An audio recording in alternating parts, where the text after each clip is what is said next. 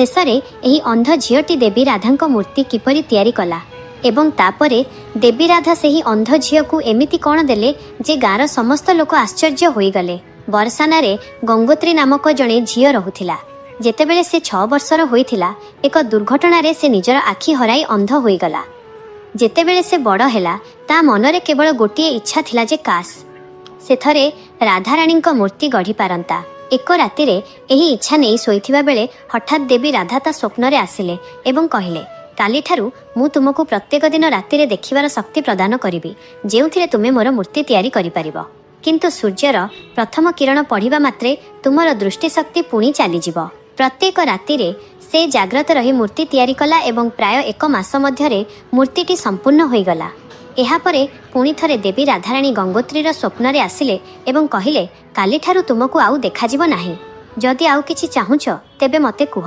गंगोत्री कहिला, मते किछि दरकार नाही, बस काली जेमिति मूर्तिर प्राण प्रतिष्ठा भलरे होई जाए। किंतु परदिन सकाळे जेतेबेले से उठिला ता सामने रे एक कागज रखा जाइथिला जेउथिरे लेखा थिला, पुत्री मु तो प्राण प्रतिष्ठा करि सारिछि, केवल मूर्ति रे नुहे बरं तुम भितरे मध्य